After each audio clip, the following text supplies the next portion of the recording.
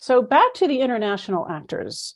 The Swiss process was, I would say, on life support for a long time, but then finally declared dead. I think that was early 2020, late 2021 or early 2022. Canada had helped fund that process.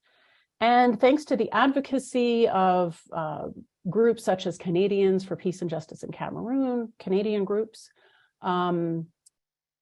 as well as the fact that Canada has a bilingual model, right? It's flip-flopped there, where the French speakers in Quebec are the minority, but they have a model for autonomy and bilingualism. So Canada held 3 rounds of what were described as pre-talks or pre-negotiation meetings, very quiet, in the fall of 2022, so just last fall, with delegations from both sides. I want to point out that the Cameroon government would not have sent a delegation without the approval of the head of state, President Paul Biya. So the government was participating. These meetings also included an Ambazonia delegation that was pretty broad. As I said, there's a fragmented movement with lots of different groups. This included quite a lot of them. It's very difficult to quantify beyond that, but it was pretty broad. And they talked not only about process, but some substantive issues as well, such as a ceasefire and humanitarian corridors. So this got really quite far, quite a bit farther than the Swiss process had gotten. And I want to mention here that this is kind of typical of peace processes, that it's common to take 2 steps forward, 1 step back, and then people learn and regroup and figure out things to do differently. Another 2 steps forward, 1 step back. So get ready, because we're going to hear about more of that. So in January of this year, this process went public. And you'll see here, I just took a screenshot of an announcement by the Canadian government, which you can find online.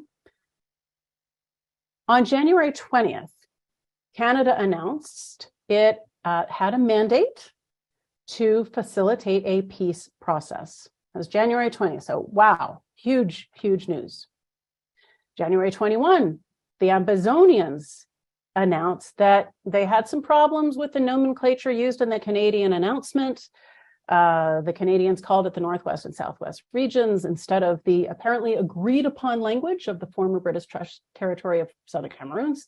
But nevertheless, they said, we need to do this. We're still in. So who does that leave? The government.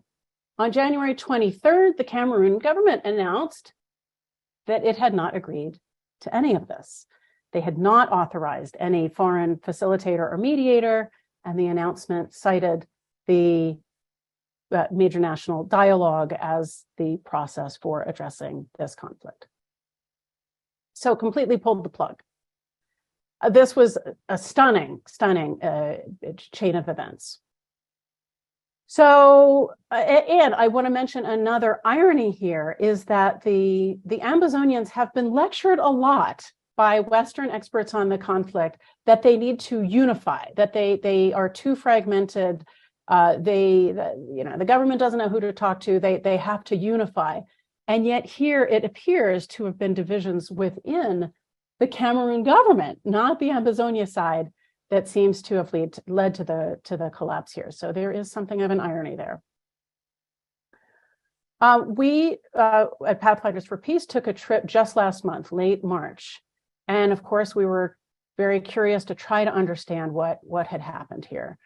As we typically do, we met with some government officials. This time, that included 2 officials from the security sector, separate meetings, one from the army, one from the gendarme, as well as meeting with a couple of foreign missions in the capital.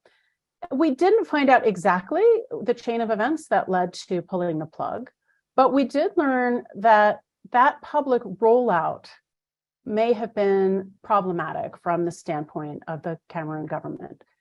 I want to acknowledge that I'm not blaming this on the Canadians or on any one group. It was apparently a negotiated procedure for rolling it out publicly. But nevertheless, there were many in government who actually were not officially informed of this process because it was supposed to be secret. And so the first time they heard about it publicly or officially was from a foreign government. And that felt like kind of upstaging the Cameroonian government. So it was weird to them.